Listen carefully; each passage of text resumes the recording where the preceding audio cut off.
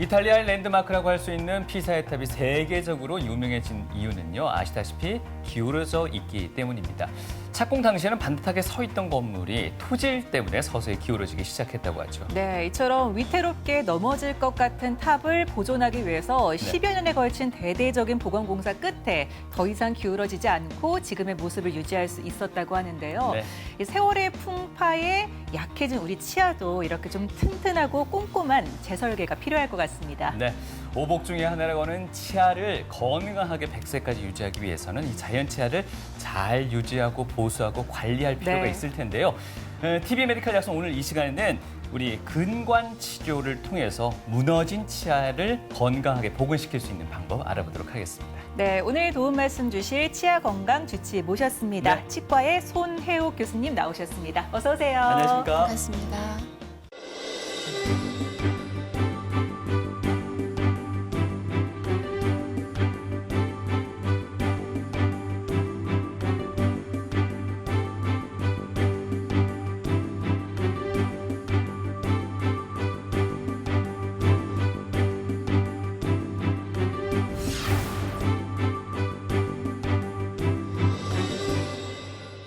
우리가 근심이 사라졌을 때는 알터니가 빠진 것 같다라는 표현도 쓰고요. 또 네. 이가 없으면 뭐 잇몸으로 살면 되지 이런 표현도 흔히 쓰기는 씁니다만 실제 이가 빠지고 난다면 그 잇몸으로 우리가 건강하게 살 수 있을까 싶은 생각도 듭니다. 안 되죠. 치아가 없으면 예. 건강이 무너지는 건 당연한 거고 예. 더불어서 삶의 질 또한 굉장히 저하가 됩니다. 네. 자, 교수님, 이가 없다라는 거 단순히 음식을 못 먹는 것뿐만이 아니라 또 네. 여러 가지 문제점이 있을 것 같습니다. 어떻습니까? 네, 맞습니다.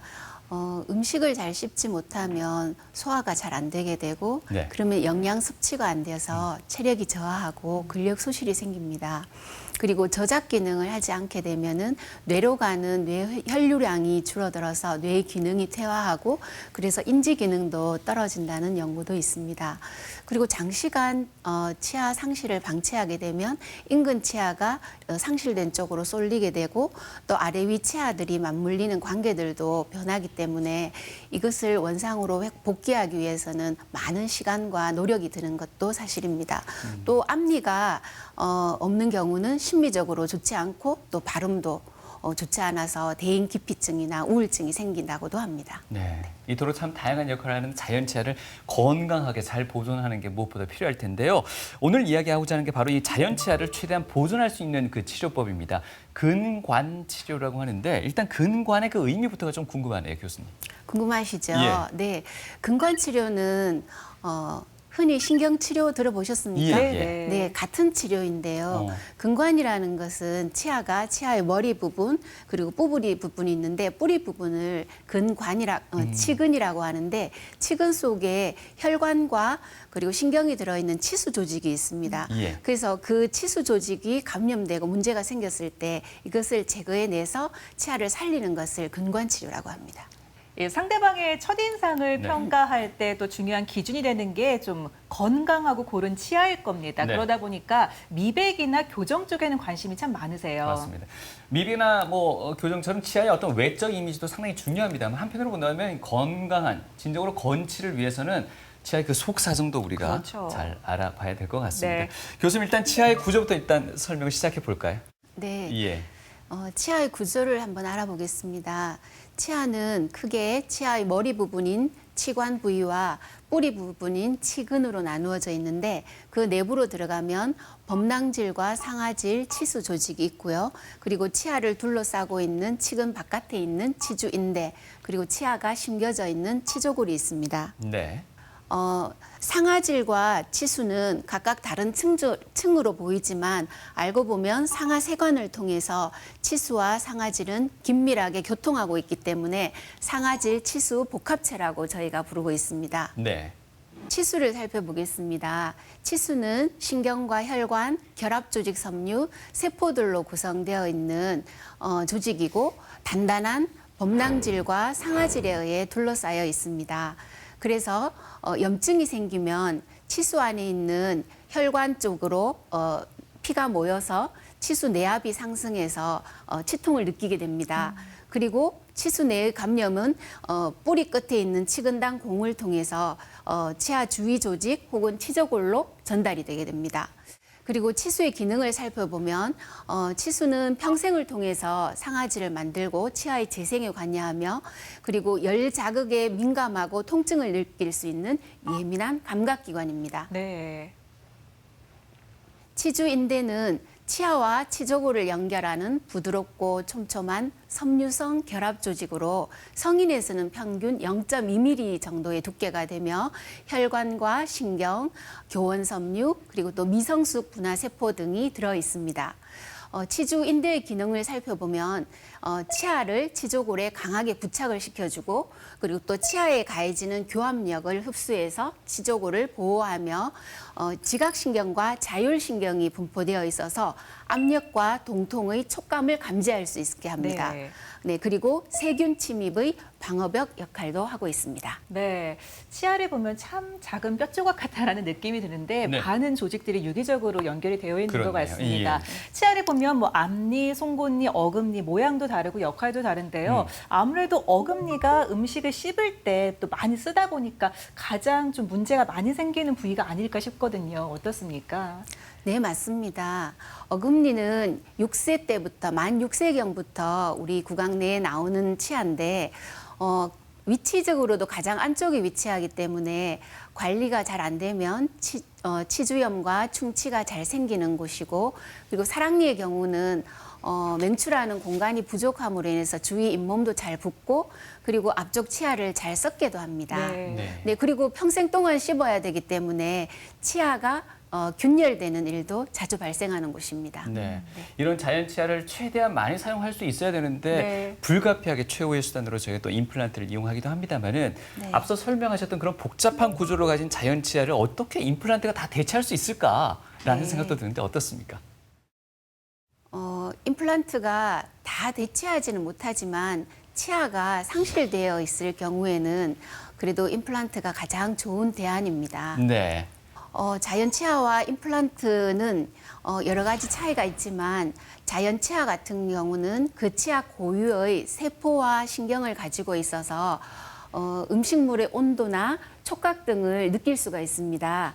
그래서 해로운 그런 치아 자극이 왔을 때 방어하는 능력이 뛰어납니다. 그리고 자연 치아 같은 경우는 치근의 모양이 위치와 기능에 따라서 특화되어 있는 모양과 개수를 가지고 있기 때문에 네. 인공 치근처럼 하나만 가지고 있는 이런 임플란트에 비해서 여러 가지 충격들을 많이 분산시켜 줄 수 있습니다. 네. 네, 그리고 치주인대를 가지고 있기 때문에 치주인대가 기능을 하는 흡수를 하는 기능, 교합력을 흡수시켜서 완충작용을 해주는 그러한 역할까지도 치아가 할 수 있는데 인공치는 그 역할을 하지 못합니다. 네. 아무래도 앞서서도 계속해서 평생에 상아지를 계속 만들어낸다고 하셨었나요? 그러니까 그런 역할을 할 수가 없으니까 자연 치아만큼 좋은 게 어디 있을까 싶습니다. 네. 보면은 왜 인공 관절도 관절이 다 상했을 때 가장 최후의 수단으로 인공 관절을 사용을 하는데 임플란트 역시 치아 가장 마지막 최후의 수단으로 볼 수 있겠습니까?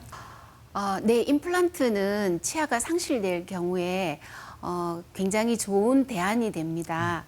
그렇지만 고민하지 않고 너무 쉽게 임플란트로 넘어가는 것은 후회가 남으실 것 같습니다. 내 치아를 살리기 위한 최대한의 노력을 한번 해주시기를 부탁드리겠습니다. 네, 말씀대로 최후의 수단인 만큼 좀 더 신중한 어떤 결정은 필요할 것 같습니다. 네.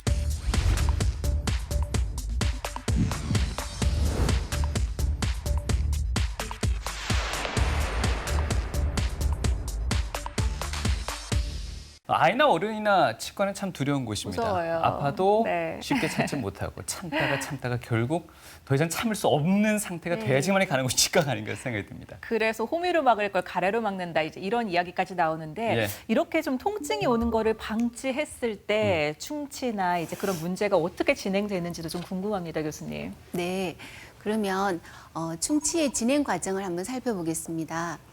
충치는 어떻게 생기냐면 치아에 묻어 있는 당분을 충치균이 분해해서 산으로 바꿔가지고 그 산에 의해서 치아의 범랑질과 상아질이 녹아나는 질환이 충치입니다.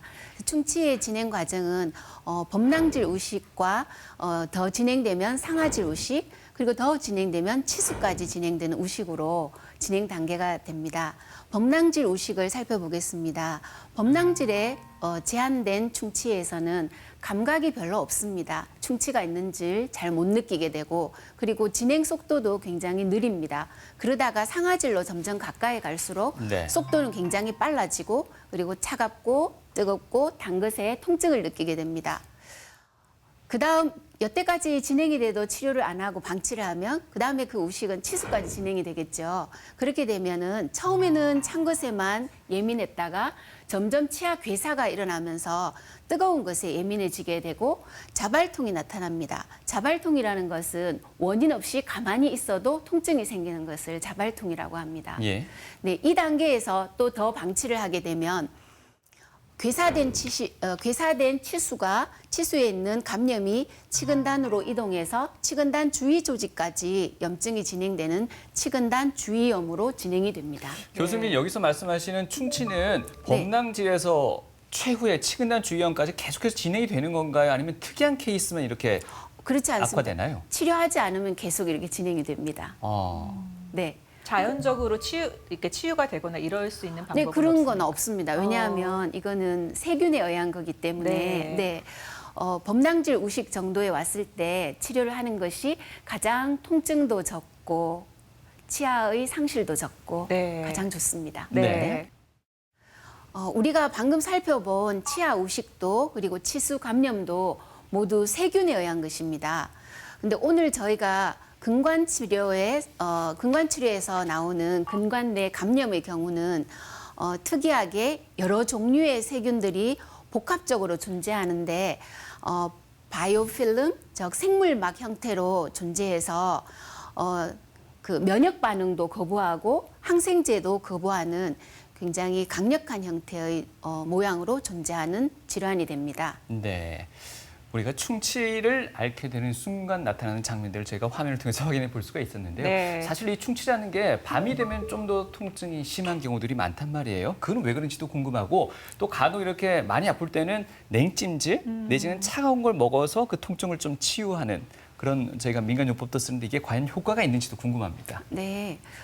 첫 번째 질문, 밤이 되면 통증이 심해지는 것은 우리가 누우면 심장과 머리의 높이가 같게 됩니다.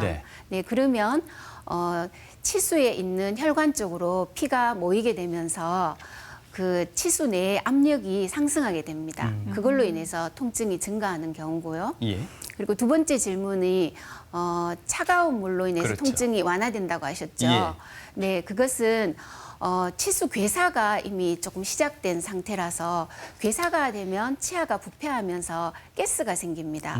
그러면 그 가스에 의해서 치수 내에 잔존 내에 있는 신경들이 압력을 받아서 통증을 느끼는데 찬물이나 냉찜질 같은 것을 하면 그 압력이 감소하면서 통증이 줄어들게 됩니다. 네. 네. 일단 기본적으로 자연 치유가 되지 않는다고 하니 약간이라도 통증이 있으면 바로 치과를 가시는 게 가장 좋은 방법일 것 같습니다. 네. 자, 충치가 심해져서 신경까지 이제 침범을 했을 경우 오늘 주제가 되는 이제 근관 치료를 시작을 해야 될 텐데요. 네. 이 근관 치료가 근데 보통 또 신경을 죽인다 또 이렇게 좀 그래서 조금 무서워하시는 분들도 많이 계신 것 같습니다. 어떤 치료 방식을 이야기하는 건가요? 네, 근관 치료에 대해서 한번 살펴보겠습니다. 근관 치료는 쉽게 말하면 치수를 제거하는 술식이 근관 치료인데 네, 심한 우식과 그리고 외상으로 인해서 감염이 되고 치수가 노출될 경우에 더 이상 치수의 회복이 불가하다고 결론이 났을 때 치근 속에 있는 신경과 혈관을 완전히 제거하고 소독한 다음에 거기를 대체 물질로 넣어서 치아의 기능을 살려주는 치료입니다. 그래서 근관 치료를 하는 목적은 근관 내에 있는 치수 조직으로 인한 치근단 주위염의 발생을 막고 이미 치근단 주위염이 발생했을 시에는 치근 주위 조직의 치유를 위한 환경을 만들어주는 것이 목적이라고 할 수 있습니다. 네. 그런데 근관 치료를 위해서는 또 치수를 제거한다는 것은 치아의 생활력을 없애는 거기 때문에 진단을 꼼꼼히 하셔야 됩니다. 그래서 환자가 오면 처음에는 환자의 주소를 듣게 됩니다. 어떤 일로 제일 불편한 게 무엇인가 듣게 되고 그다음에 환자에게 최근에 치과 치료를 받은 적이 있는가 그리고 외상을 받은 적이 있는가 그리고 또 복용하는 약이나 질환이 있는지 물어봅니다. 그다음 세 번째 통증의 성질이 나오는데 이것이 진단에 있어서 가장 많이 중요한 부분을 차지합니다. 네. 그래서 자발통이 있었는지 그리고 찬 것과 뜨거운 것에 대한 그런 반응이 있었는지 그리고 먹을 때 아픈지 그리고 진통제를 먹었을 때 통증이 줄어들었는지 그리고 통증의 위치와 그리고 통증은 어떤 모양을 하고 있는지를 묻게 됩니다. 그 다음은 시진이라고 하는 것은 치아 바깥에서부터 시작해서 치아 안쪽으로 들어가는 것인데 일단 이 환자가 안면 비대칭이 있는지 왜냐하면 치근단 주위염으로 인해서 염증이 바깥으로 가면 이렇게 턱이 붓는 일도 생기거든요. 네네. 네, 그래서 안면 비대칭이 있는지 그리고 주변에 치아가 움직이거나 잇몸이 부은 것이 있는지 그리고 누공이라는 것은 고름이 나오는 길입니다. 그래서 네, 그런 것이 있는지 그리고 우식과 결함이 있는지 그리고 충전물 상태 금으로 아니면 아말감으로 레진으로 떼어져 있는 상태가 네. 있는지 체크를 합니다. 예. 그리고 임상 검사는 통증을 재현할 수 있는 것을 치과에서 환자에게 한번 해보는 건데 온도 검사, 얼음이나 뜨거운 물, 그리고 전기 치수 반응 검사, 그리고 두드려 보는 거, 주변을 만져보는 거, 그리고 치아가 움직이는가 흔들어 보는 거, 그리고 주변에 치주낭이 생겼는지 측정해 보는 거, 그리고 마취와 와동 형성은 임상 검사 중에서 마지막에 하는 것으로서 어느 치아가 정말 해당 치아인지 알려고 할 때 네. 두 가지 검사를 해봅니다. 그리고 늘 치과에 가면 방사선 촬영했던 거 기억나시죠? 네, 그게 치근단 촬영, 파노라마 촬영, 또 좀 더 자세히 알고 싶을 때는 컴퓨터 단청 촬영을 통해서 진단에 도움을 받습니다. 네. 근관 치료 과정을 한번 살펴보겠습니다. 처음에 마취를 하고요. 감염된 치수에 도달하기 위한 길을 뚫습니다. 네. 치수강의 개방. 뚫은 다음에 감염된 치수를 제거하고 근관의 성형 좀 더 넓히거나 굽어 있는 길은 바르게 하거나 그리고 근관 소독을 한 다음에 그 빈자리에다가 근관 충전을 합니다. 구강 바깥에 있는 나쁜 세균들이 다시 들어올 일이 없도록 네. 생체에 적합한 재료로 근관 충전을 하게 됩니다. 그 다음에는 충치에 의해서 또 근관 치료에 의해서 치아가 많이 삭제가 되었겠죠. 네, 그러면 치아가 굉장히 약해져 있기 때문에 그 부분을 메우고 또 보철 치료를 해주어서 우리가 씹을 때 마음 놓고 씹을 수 있도록 수복 치료를 하게 됩니다.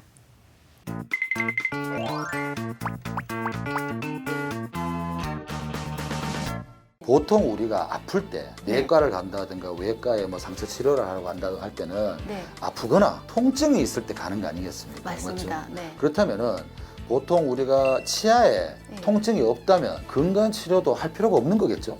그건 아닙니다. 그래요? 네, 아프지 않고도 진행되는 증상이 있거든요. 네. 그래서 이제 치수가 괴사될 때는 느낌이 없이 진행되기 때문에 환자분들이 모르고 지나가는 수가 많습니다. 괴사라는 건 죽는다는 얘기 예, 아니겠습니까, 맞습니다. 흔히들? 네, 네. 근데 그걸 모른다고요?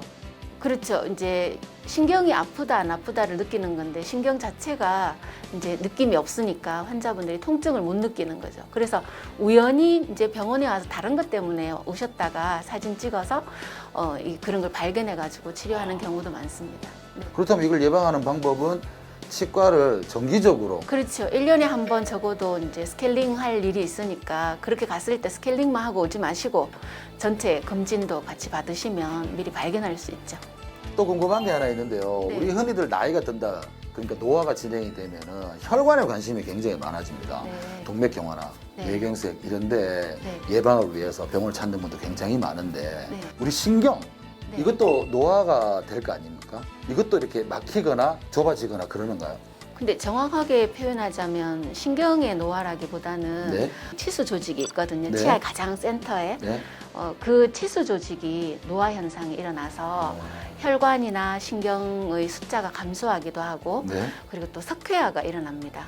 석회화라면은 딱딱해지는 거 아닙니까? 네, 딱딱해지고 이제 그 치수의 부피가 줄어드는 거죠. 좁아지는 거죠. 그래서 이제 연로하신 분들 오셔서 근관 치료 받을 때 저희를 엄청 애먹입니다. 좁아서 근관을 찾기가 굉장히 힘들거든요. 예, 그래요? 난이도가 높아집니다. 네. 예방할 수는 없는 거예요.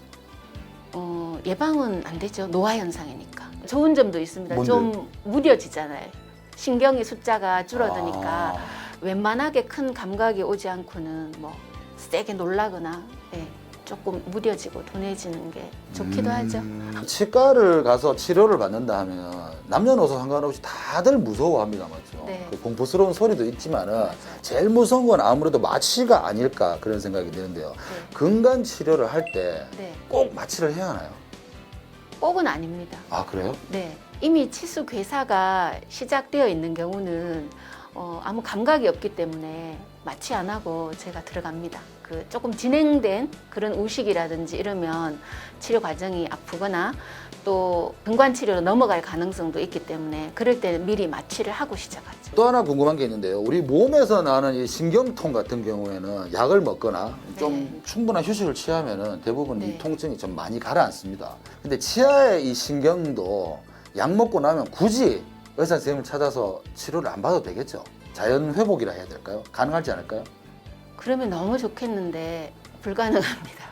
잠시 그냥 통증만 있는 거예요? 그죠. 잠시의 통증은 진통제 정도로 네. 해결할 수가 있는데 근관 치료하게 되는 이유가 세균에 의한 감염이거든요. 아. 네, 그러면 그 세균에 의한 감염은 약으로 예를 들어서 항생제나 이런 걸로 해결될 수가 없습니다. 왜냐하면 이미 세균에 의해서 괴사라든지 이런 게 진행되어 있기 때문에 저희 손길이 들어가 줘야 됩니다. 제가 치아가 안 좋으면 꽉 참는 편이거든요. 그러면 네. 한 이틀 지나면 좀 괜찮아지던데. 그러면서 아마 저기 한쪽에서는 점점점 키우고 있을 것 같습니다. 아, 그래서 보통 한 6개월 정도 지나니까 더 심한 통증으로 막. 네, 네, 그렇게 돌아올 겁니다. 네. 그러면 나중에 발치도 해야 되는 거예요? 아닙니다. 발치를 그렇게 쉽게 하는 건 아니죠. 단계로 해서 제일 마지막 단계가 발치죠. 네, 중간에 할 수 있는 게 많습니다. 네. 치아신경과 근관 치료의 궁금증, 질문이 있습니다를 통해서 확인해 봤습니다. 자, 그럼 지금부터 본격적으로요, 자연 치아 보존을 위한 근관 치료 방법에 대해서 알아보도록 하겠는데요. 일단 이 또한 수술적 치료와 비수술적 치료로 나눌 수 있다고 들었습니다. 설명 좀 부탁드릴까요? 예. 네, 맞습니다. 근관 치료를 위한 치아 살리는 방법에는 비수술적 방법과 수술적 방법이 있는데 비수술적 방법은 우리가 통상적으로 하는 근관 치료, 네. 그리고 재근관 치료, 교정적 치아 정출술이 해당되고요.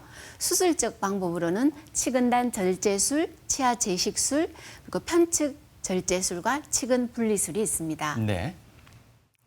네, 근관 치료의 사례를 먼저 살펴보겠습니다. 5일 전에 치아가 깨졌고 2일 전부터는 심하게 아파서 진통제를 먹었어요. 라고 환자가 내원을 했는데 네. 방사선 촬영을 해보니까 네. 해당 치아에 깊은 수복물이 들어있었고 치근단 쪽으로는 아무런 병변이 보이지 않았습니다. 그래서 마취를 하고 저희가 깊은 수복물을 제거해 보니까 바닥 쪽에 이렇게 치아 균열선이 보였습니다. 그래서 치아 균열로 인한 비가역적 치수염으로 진단을 내리고 근관 치료를 해서 수복한 후에 사용하고 있습니다. 예. 두 번째 사례는 무를 먹다가 7, 8년 전에 했던 보철물이 부러졌다고 내원을 한 경우인데요. 네. 방사선 사진을 찍어 보니까 보철물은 이미 탈락되었고요. 남아있는 치아가 굉장히 조금 남았죠. 네네. 그리고 치근단 쪽이 이미 병변이 진행이 되었습니다. 보통 이런 경우에 발치를 할 수도 있지만 이 환자분 같은 경우는 방사선 치료를 받은 항암 치료 중에 방사선 치료를 하고 있습니다. 예. 예, 그 치료를 받은 분이라서 쉽게 발치를 결정할 수가 없습니다. 그래서 짧은 치근이지만 저희가 치수 괴사와 무증상 치근단 치주염으로 진단을 내리고 근관 치료를 하고 깊은 기둥과 그리고 머리를 만들어서 보철을 완성해 드렸습니다. 네. 예. 근관 치료라는 게 앞서 신경 치료라고 말씀하신 만큼 이게 시간이 상당히 오래 걸리지 않습니까? 맞습니다. 오래 걸립니다. 한 어느 정도 걸리나요? 기간보다는 예. 횟수로 말씀드리는 아. 게 나을 것 같습니다. 네. 예, 보통 경우 3회 이상, 3, 4회 정도 걸리고 그 뒤에 수복까지 하면 한 5회 이상 걸릴 것 같습니다. 좀 더 단기간에 마칠 수 없는 이유가 따로 있을까요? 네. 통상적으로는 그 정도 걸리지만 만약에 예를 들어서 치아가 굉장히 치근이 좁아져 있다거나 네.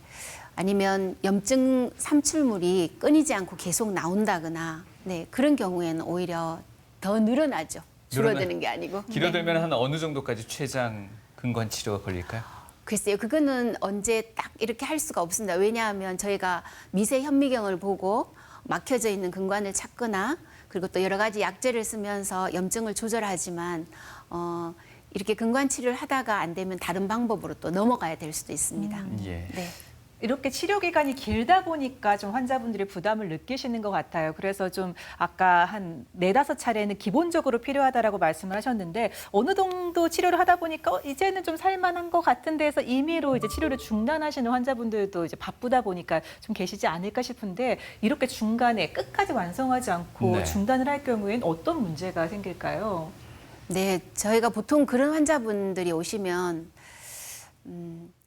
참 시작할 때보다 지금의 상태가 더욱더 악화돼 있다고 그렇게 참 안타까운 마음으로 말씀을 드리는데 근관 치료 중에 임시 충전제가 있는데 그 임시 충전제가 분명히 잘 오시지 않는 동안 딸거나 탈락되어서 입안에 있는 세균들과 음식들이 들어가 가지고 우식도 심해지고 또 감염의 상태도 훨씬 더 심해져 있어서 예, 그런 경우에 치근단 주위염까지 그리고 또 동통과 부종까지 생길 가능성이 매우 높기 때문에 중간에 포기하시면 안 됩니다. 네. 이런 경우에는 말씀하셨다시피 다시 일단 근관 치료를 시작해야 되는 거잖아요.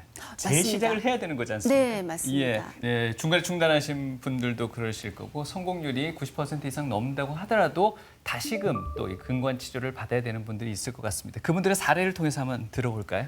네, 이 경우는 20여 년 전에 근관 치료를 받고 시운 치아가 피곤하면 우리하게 아픕니다. 이런 네. 주소로 내원한 환자분인데 이전에 치료한 치아 주변으로 해서 치근단 쪽으로 이미 치근단 주위염이 진행되어 있었습니다. 그래서 치수 괴사와 증상이 있는 치근단 치주염으로 진단을 내리고 저희가 재근관 치료를 한 다음에 수복 치료를 해서 쓰고 있습니다. 그렇지만 이 재근관 치료에도 한계가 있습니다. 모든 경우에 다 재근관 치료를 할 수 있는 것이 아니고 치아 내에 긴 기둥이 들어있거나 치아 내에 부서진 파절 기구가 들어있거나 치근단 바깥쪽으로 충전물이 과충전되어 있는 경우에는 저희가 재근관 치료를 할 수가 없습니다.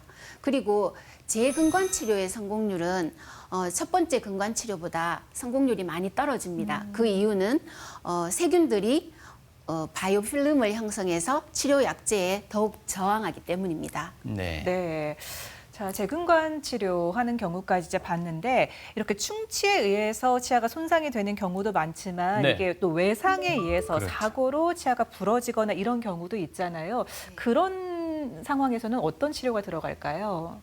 저희가 그런 경우에는 교정적 정출술을 이용해서 치아를 살려내는 치료를 하는데요.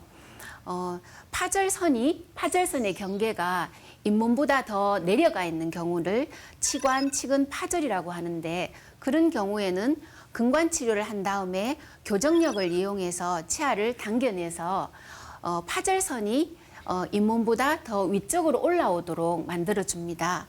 그렇게 해서 기둥을 받고 머리를 만들어서 치아를 살려내기도 합니다. 그 사례를 한번 보겠습니다. 네. 일주일 전에 치실을 사용하다가 치아가 부서졌어요. 아마 그 전에 금이가 있을 것이고 치실을 사용하다가 아마 떨어져 나온 경우로 보이는데요. 네. 근관 치료를 하고 교정력을 이용해서 부분 교정을 이용해서 치아를 당겨낸 다음에 보철 치료를 해서 지금 쓰고 있는 그런 경우라고 할 수 있습니다. 그 두 번째 사례는 언제 부러졌는지 생각도 안 나요. 빼고 임플란트 할 생각이에요. 네, 다른 치료를 위해서 치과를 내원했는데 네. 사진을 찍어보면 이쪽에 희미하게 치아 뿌리가 남아있는 게 겹쳐서 보일 것입니다. 예. 네, 환자분은 이 치근을 살릴 생각이 아예 없었습니다. 네, 그래서 뺄 생각을 하고 있었는데 저희가 교정적 정출술에 대한 설명을 드리고 환자의 동의하에 치료가 진행되어서 지금 보철을 하고 잘 사용 중이십니다. 칠순을 바라보는 나이에도 치아 건강 하나만큼은 자신 있었다는 엄치영 씨. 그러나 3년 전 갑작스레 찾아온 병으로 치아 건강에도 빨간불이 켜졌다. 3년 전에 편도암이 걸렸습니다. 그래가지고 항암 치료 및 방사선 치료를 받다 보니까 이빨이 많이 빠지고 잇몸이 많이 망가졌습니다. 그래서 치과에 오게 되었습니다. 그때 밥도 못 먹고 또 잇몸이 많이 흔들리고 잇몸이 이제 통증이 굉장히 심했습니다.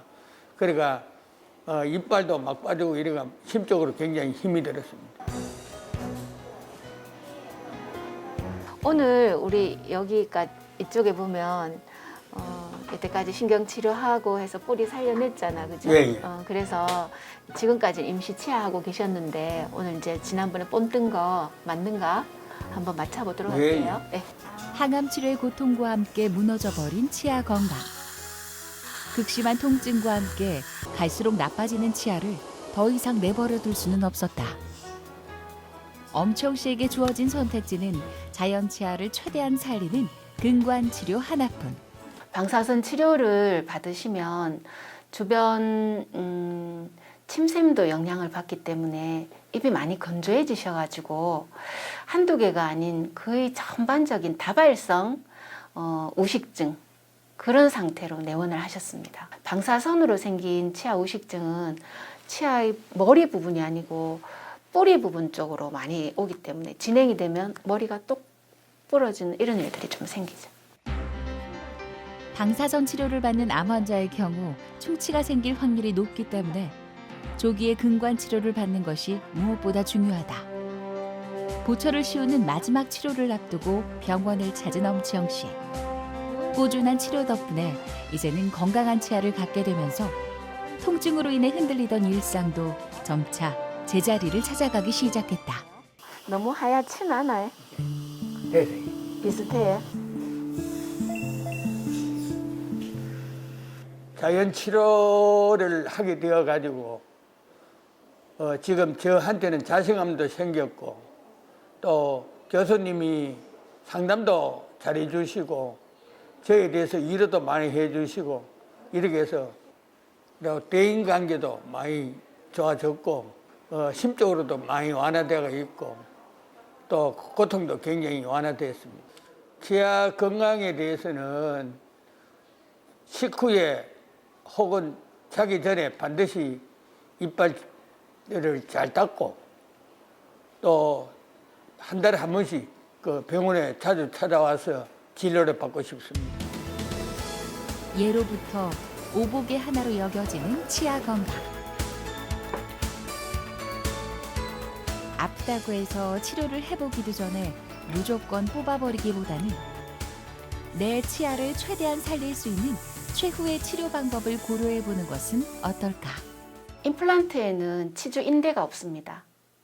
그래서 충격이 왔거나 센 교합력이 왔을 때 그 충격의 힘이 치조골로 그대로 다 전달이 됩니다. 하지만 자연치는 치근을 둘러싸고 있는 치주인대라는 게 있어서 센 힘이 왔을 때 이 치주인대가 그 충격을 좀 흡수하고 치조골에는 조금 약해진 힘을 전달합니다. 그래서 우리가 이 자연치와 임플란트를 비교했을 때 우리가 모든 감각을 느끼고 힘의 세기도 느끼고 그 고유의 감각들을 다 느낄 수 있는 이 자연치를 더 오래 쓰시는 게 좋겠지요.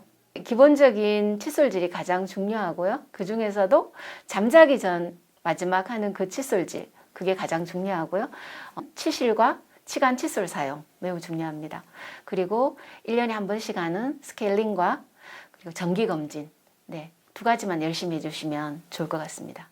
식사할 때 불편함도 없어지셨고 그 삶이 달라지셨다니 정말 다행입니다. 네. 근데 이 환자분 같은 경우에는 방사선 항암 치료 때문에 발치가 불가능해서 결국 근관 치료를 선택하신 케이스잖아요. 네. 이 외에도 아마 많이 주의해야 될 케이스들이 있을 것 같습니다. 어떻습니까?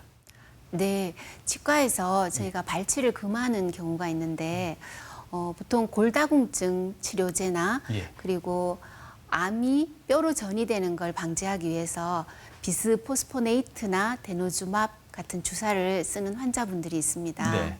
네, 그리고 항암 치료 중에 혈관 형성 억제제를 쓰고 계시는 분들, 그리고 또 두경부 암의 치료로 방사선 치료를 받으셨던 분들, 네, 이런 분들은 뼈에 있는 혈행이 안 좋아져 있기 때문에 발치 이후에 치조골 재생이 잘 되지 않고 치조골 괴사가 되는 경우가 많아서 네, 저희가 발치를 금하고 있습니다. 예. 네. 그 앞서 살펴본 비수술적인 치료가 힘들 때는 이제 수술적인 치료로 들어가야 될 텐데요. 네. 그 가운데서 치근단 절제술, 이건 어떤 수술이고 또 어떤 환자분들에게 적용이 되는지부터 설명 들어볼게요. 네. 치근단 절제술은 쉽게 말하면 치근단을 자르고 역충전하는 네, 그런 방법인데 네. 염증이 있는 치근단 부위로 접근해서 미세 현미경으로 치근단을 보면서 병든 조직도 제거하고 이전의 근관 치료 상태도 평가하고 역충전이라는 것은 보통은 머리에서 뿌리 쪽으로 충전을 하는데 뿌리 쪽에서 머리 방향으로 충전을 한다고 해서 저희가 역충전이라고 하는데 MTA라는 재료가 있습니다. 그 재료로 역충전을 해가지고 치근단 주위 조직의 재생을 도모하는 술식을 치근단 절제술이라고 합니다. 나이가 들거나 다른 이유로 신경관이 막혀 있는 경우에 그리고 예전에 근관 치료를 했는데 긴 기둥이 심어져 있어서 재근관 치료가 불가한 경우에 그리고 근관 치료를 했는데도 계속 불편한 증상이 지속되는 경우에 저희가 치근단 절제술을 하게 됩니다. 사례를 보겠습니다. 8, 9년 전에 넘어져서 이가 부러졌고 그래서 치료하고 씌웠는데 얼마 전부터 잇몸에서 고름이 나온다고 주소를 가지고 내원한 환자분입니다. 네. 저희가 방사선 촬영을 해보면 치근단 부위에 이미 치근 흡수가 있어서 치아 모양이 좀 이그러졌고 주변에 뼈의 흡수가 크게 일어난 것을 볼 수 있습니다. 그래서 보철물을 제거하지 않고 보철물을 유지한 채로 저희가 재근관 치료를 시작했습니다. 하지만 환자분이 불편해하시는 고름 나오는 증상이 없어지지 않고 계속 지속했기 때문에 저희가 치근단 절제술을 쓰기로 결정을 하고 마취 이후에 판막을 열어서 보니 치근단 주변이 뼈가 많이 녹아 있는 걸 볼 수 있었습니다. 네. 네. 그래서 주변의 염증을 제거하고 치근단 역충전을 한 다음에 치근단 주위 조직이 재생되는 것을 저희가 볼 수 있었습니다. 네. 자연치아를 살릴 수 있는 근단 치료의 수술적 방법 중에 첫 번째로 치근단 절제술을 알아봤고요. 다음 이 수술적 치료가 치아 재식술입니다. 이건 어떤 방법인가요? 말 그대로 치아 재식술은 예. 다시 뺐다가 다시 심는다는 술식입니다. 예. 네, 그것은 저희가 의도적 재식술과 그리고 자가 치아 이식술로 이렇게 나눠져 있는데 의도적 재식술은 근관 치료 등의 술식으로 치유가 곤란한 치아를 빼서 예. 바깥에서 치료를 한 다음에 다시 식립하는 술식입니다. 예. 네. 그리고 자가치아 이식술은 이 치아는 아예 치료가 안 되겠다 싶어서 빼고 그 자리에다가 자기의 다른 치아를 갖다가 옮겨 심는 것입니다. 네. 네. 의도적 제식술은 언제 하냐면 치근단 절제술을 하기에 치아 접근이 어렵거나 주변 구조물 손상의 위험성이 있는 경우, 앞니 같은 경우는 뼈가 얇기 때문에 치근단 절제술을 하기가 좋은데 구치부, 어금니 쪽으로 가면 두꺼워가지고 그리고 또 안쪽이라서 시야가 너무 안 좋아서 치근단 절제술을 하기가 어렵습니다. 네. 그리고 또 상악동이나 하치조간 가까이에 위치하면 주변에 이 구조물을 치근단 절제술을 쓰다가 위험하게 손상시킬 수 있기 때문에 그런 경우에는 절제술을 할 수가 없습니다. 네. 그리고 또 치근관 협착 또는 망곡이 심해서 더 이상 근관 치료를 할 수 없는 경우, 그리고 근관 치료 도중에 기구의 파절이 발생한 경우, 그리고 지속적인 근관 치료에도 호전되지 않고 치근단 병소가 남아 있는 경우에 저희가 의도적 제식술을 하게 됩니다. 네. 네, 밑에 사례를 살펴보면 우연히 치과에 왔다가 치아 뿌리 끝에 큰 고름이 달려 있는 것을 발견하고 저희 병원으로 내원한 환자의 경우였는데 저희가 치근단 절제술을 쓰기에는 치아 뿌리가 이미 너무 짧아져 있어서 더 이상 예. 자를 게 없었습니다. 그래서 동의하에 발거를 하고 저 물질들을 제거해내고 저희가 생체 적합성이 좋은 MTA로 충전한 다음에 다시 식립한 경우인데 처음 사진에 비교해 보면 그 주변의 치근단 조직의 치유가 일어나는 것을 볼 수 있습니다. 네.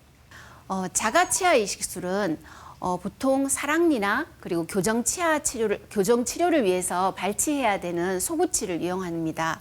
사례를 보시면 이 경우는 치근만 남았고 우식이 심해서 도저히 살릴 수가 없는 치아였습니다. 그래서 발치를 하고 바로 뒤쪽에 있는 마침 사랑니가 있어서 네. 사랑니를 발치해서 그 자리로 옮겨 심어서 지금 보철 수복해서 잘 쓰고 계시는 그런 사례입니다. 네. 보통 사랑니가 나게 되면은 이 사랑니를 이제 뽑아야 된다. 항상 이런 생각만 하고 있었는데 네. 아주 좋은 자가차 그 보험이 될 수도 있겠다 이런 생각도 들었습니다. 예. 그럼 이 사랑니는 뭐 심을 수만 있다면 어느 위치든 심는 게 가능한가요? 제일 중요한 건 치근 모양이 뽑은 치아랑 유사해야 됩니다. 네. 거의 네. 어금니만 그럼 가능하겠네요. 네, 사랑니가 보통 뿌리가 넓게 이렇게 벌려져 있는 치아보다는 뿌리가 뾰족하게 생기고 가늘고 이런 치아가 유리한데 치근 모양만 유사하다면 어느 쪽으로도 다 심을 수 있습니다. 네. 이렇게 해서 옮겨 심은 치아의 수명은 어느 정도 될까요? 다른 우리 구강 내에 있는 일반 치아들도 잘 관리하면 오래 쓰시죠. 예. 네, 거의 비슷하다고 보시면 됩니다. 그래도 제자리가 아니라 옮겨 심었기 때문에 네. 뭔가 좀 더 수명을 길게 가져가기에는 좀 불리한 면이 있지 않을까 싶어서 그렇습니다. 그렇지는 않습니다. 저희가 적응증의 선택만 확실하게 된다면 치주 인대가 다시 원래 자연치처럼 치조골내에 부착을 시키기 때문에 네, 똑같이 관리하시면 됩니다. 네. 개인적으로는 진짜 임플란트가 아니라 내 이를 이렇게 잘 보존해서 다시 심을 수 있다면 정말 이게 좋은 방법이라는 생각이 드는데요. 네. 이 성공률이 어느 정도 될지 이것도 좀 궁금합니다. 네. 치아 제식술은 보통 성공률이 80% 이상으로 그렇게 알려져 있습니다. 하지만 치아 제식술을 하고 나서 유착이 된다는 것은 치주 인대 없이 치아와 치조골이 붙어버리는 것을 얘기합니다. 아니면 저희가 치아를 발치해서 미세현미경으로 자세히 살펴보아서 치아에 균열이 있거나 이런 걸 찾아내야 되는데 만약 그것을 놓쳤다. 이렇게 되면 치근단 병소가 재발하는 그런 경우도 있습니다. 그리고 치아 제식술을 하기 위해서 치아를 발치하다가 이 치아 자체가 이미 근관 치료를 하고 많이 약해져 있는 치아라서 치아가 부서져 버리는 경우도 있습니다. 그러면 실패하겠죠. 네. 정말 그 자연 치아를 보존하기 위한 전문의들의 그 노력이 대단한 것 같습니다. 수술적 치료로 치근단 절제술 그리고 치아 제식술까지 알아봤고요. 아직 두 가지 치료법이 더 남아있네요. 편측 절제술과 치근 분리술이라는 게 또 있는 것 같습니다. 설명 좀 부탁드릴까요? 네. 편측 절제술이라는 것은 구치부는 뿌리가 2개 이상 되는데 어느 한쪽 뿌리만 문제가 발생했을 때 네. 그쪽 뿌리를 잘라내고 나머지 치아는 근관 치료를 해서 살려 쓰는 술식이고요. 이와 유사한 치근 분리술은 치아의 뿌리 사이에 있는 치조골이 녹아 있어서 저 부분들이 관리가 안 돼서 계속 불편함을 붓고 피가 나고 이런 것을 호소하시는데, 이럴 경우에 이 치아를 근관치료 이후에 잘라서 2개의 치아로 만들게 되면 이 치아 사이의 공간들을 구강 청결을 관리하기가 유리하게 돼서 치아를 살려낼 수가 있습니다. 이토록 어려운 수술을 통해서 살려놓은 치아가 단지 그냥 저작 기능만을 하는 게 아니고 우리 어떤 잇몸의 건강 상태를 유지하는 기능도 한다라고 들었던 것 같은데 맞는 말일까요? 네, 치아를 유지시킴으로 인해서 예. 주변 치조골이 흡수를 막을 수 있습니다. 예. 네, 그래서 이 경우 같은 경우는 나중에 이 치아가 기능을 하다가 언젠가는 절반밖에 남지 않았기 때문에 옆에 있는 튼튼한 치아보다 수명이 짧게 되겠죠. 네. 그래서 언젠가 발치하게 될 때 그때 미리 발치했을 때보다 치조골이 훨씬 풍성하게 남아서 그 뒤에 이어지는 술식에도 훨씬 유리합니다. 네, 임플란트를 하면 더 간단할 수도 있을 문제인데 이렇게나 애써서 자연치아를 살리시려고 노력하시는 특별한 이유가 있을까요? 네, 그 부분에 있어서 저희가 환자분한테 설명을 할 때도 환자분이 병원을 내원하는 횟수나 또 공포에 뜨는 그런 과정이나 이런 걸 생각하면 그냥 단번에 확 뽑아버리고 그냥 확 심고 빨리 네. 끝나고 이게 좋을 것 같잖아요. 그렇지만 자연치가 가지는 임플란트가 하지 못하는 역할들이 굉장히 많습니다. 그리고 아무래도 조화보다는 생화가 낫겠죠. 예. 네. 근간치료라는 말은 처음 들어보는데요. 근간치료라는 말은 처음 들어봤어요. 신경치료라는 말은 들어봤는데 근관치료라는 말은 처음 들어봤는데요. 어금니가 너무 아파서 치과에 가니까 이가 굉장히 많이 썩어 있더라고요. 제 친구는 치통이 좀 심해서 밤에 잠도 잘 못 자고 얼굴도 많이 붓는다고 하더라고요. 저희 아버지가 구취도 심하시고 잇몸이 좀 아프다고 하셔서 치과를 가셨는데 그게 이제 충치라고 들었어요. 제 주위의 어르신들은 이가 아프면 임플란트를 많이 하시더라고요. 근데 밥 먹고 나서 30분 안에는 꼭 양치질을 하려고 하고 있습니다. 그 가글용품 같은 거 많이 쓰고 또 치실도 많이 쓰고 그래요. 1년에 한 번씩 스케일링도 하고요. 그리고 가는 김에 검진도 받으러 갑니다. 제가 지금 교정 중이라서 그 병원에 자주 가기 때문에 치석 관리랑 스케일링 받고 있습니다. 충치가 있으면 무조건 근관치료를 받아야 하나요? 그렇지는 않습니다. 예, 그 충치 혹은 우식이라고 하는데 진행 정도에 따라서 범랑질로 한정되어 있는 우식 같으면 뭐 간단한 충전 치료로 끝나는데, 예를 들어서 그게 상아질 중에서 치수 가까이로 진행되어 있는 그런 우식 같으면 충전 치료 내지는 근관 치료를 하게 될 수도 있습니다. 네, 그 충치의 진행 혹은 이완 정도에 따라서 결정할 수 있습니다.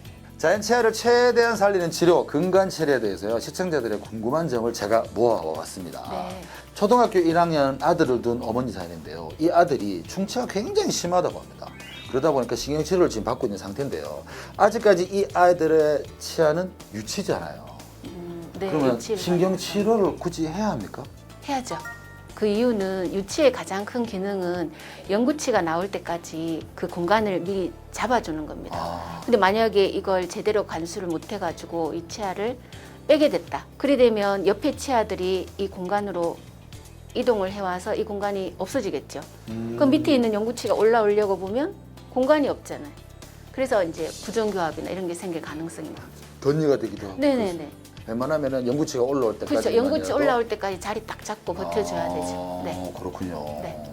치수까지 문제가 생기면 나이에 상관없이 그냥 다 치료를 해줘야 됩니다. 네, 방법의 문제가 달라지죠.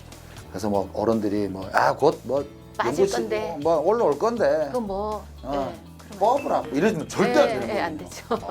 예, 안 되죠. 이번에는 제 경우인데요. 네. 저는 차가운 음식을 먹으면 이가 시리고요. 따뜻하거나 뜨거운 음식을 먹을 경우에는 치아가 좀 묵신묵신할 때가 있습니다. 그래서 제가 거울로 이렇게 봐도 외관상 아무런 문제가 없거든요. 이때 근간치료, 이 신경치료를 받아야 됩니까? 아직은 그렇게 결정할 수가 없겠습니다. 아, 그래요? 네, 왜냐하면 일단 자세히 봐야 되고요. 네네. 네, 그냥 거울로 봐서는 안 보이시잖아요. 저희가 좀 눈으로도 확실하게 봐야 되겠고 또 방사선 촬영도 한번 해봐야 되겠고 네. 또 그 치아에 대해서 여러 가지 생활력 검사 같은 게 있어서 네. 그런 것도 해보고 그래서 종합적으로 결론을 내려야 될 것 같습니다. 그렇다면 지금 추측되는 거는 뭐 때문에 네. 그럴 수 있는 건가요? 비가역적 치수염이라든지 이런 게 있는데 그게 뭔가요? 신경은 살아 있는데 네네네. 네. 근데 돌이킬 수 없다는 거죠. 뭔가 그 염증의 상태가. 아. 네, 그런 게 예상은 되는데 네. 지금 확진은 아직 잘 못하겠고요. 아니면 내가 모르는 어떤 균열, 치아에 금이가 있는 뭐 그런 오. 증상, 네, 그런 것도 나는 모르고 지내왔지만 한 번씩 또 그런 게 있을 수도 있고, 네, 예상되기로는 그렇습니다. 이 치아에 금이 간다는 것도 사실 심각한 거 아니겠습니까? 네, 근데 많습니다. 아, 특히 그래요? 예, 특히 연세가 있으신 분들 같은 경우 치아가 계속 좀 더 딱딱해지거든요. 그러니까 탄성이 없으니까 치아에 금이 더 잘 가죠. 오래 사용해서 생기는 그런 현상으로.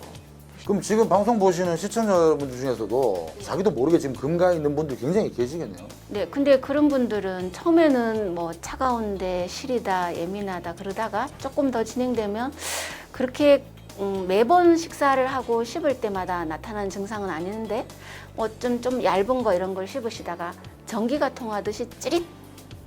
네, 보통 그게 저희가 균열로 보는 주 증상이죠. 네, 그렇지만 진단은 꽤나 좀 까다롭다고 봐야 됩니다.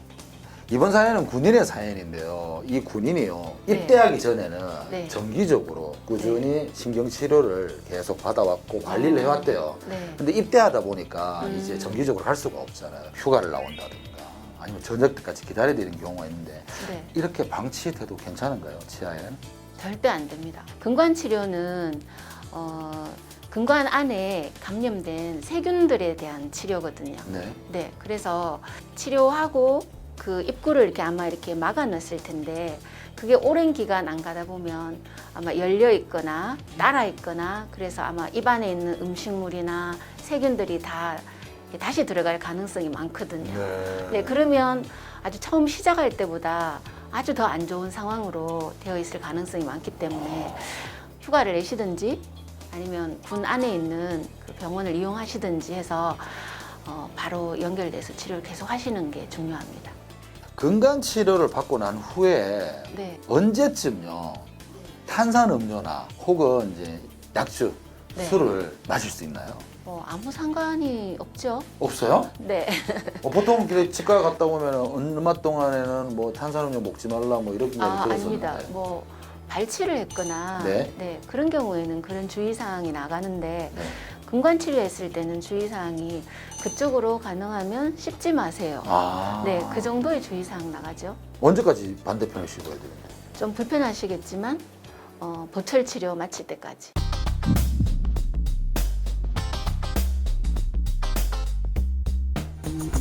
네, TV 메디컬 약손 오늘 이 시간에는 내 치아를 최대한 살려낼 수 있는 근관 치료에 대해서 알아봤습니다. 네. 자, 마지막으로 우리 시청자분들께 당부하시고 싶으신 말씀이 있으시다고요?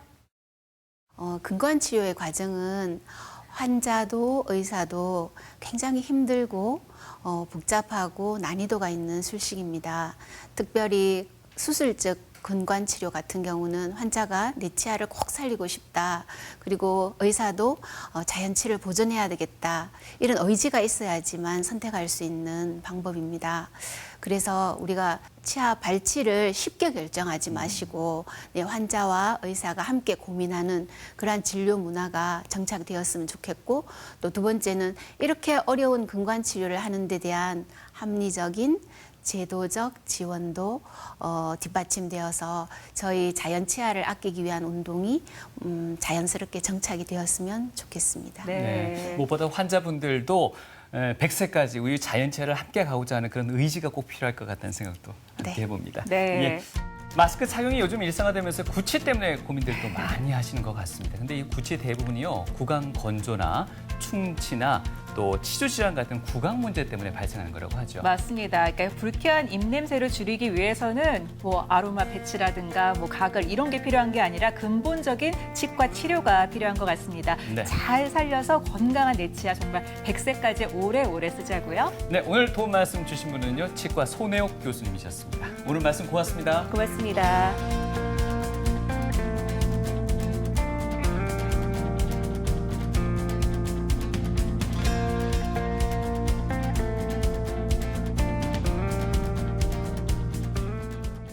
환자분들이 근관 치료하면 무조건 아프다, 아픈 치료다 이렇게 생각하는데 첫 번째 아니면 두 번째 정도까지 조금 아플까? 그 뒤로는 거의 저희는 마취 안 하고 진행하거든요. 그래서 이제 대부분은 오히려 통증보다는 오래 입을 벌리고 있어야 되고 또 여러 번 내원해야 되고 그런 과정들이 환자분들이 힘들지 통증에 대한 부분은 네 생각만큼 그렇게 많지는 않다고 말씀드리고 싶습니다. 저한테 치료받은 환자분이신데 유치원 원장님이세요. 좋은 선물을 주고받고 이런 거 요즘 잘 안 되잖아요. 근데 어느 날 오시면서 아이들 활동하다가 제 생각이 나서 이렇게 만들어서 오셨는데 뭐 그 어떤 선물을 받았을 때보다 너무 기분이 좋았고 치과라는 것을 그 매개로 해서 환자분들과 마음을 나누는 거 그때 가장 보람을 느꼈습니다.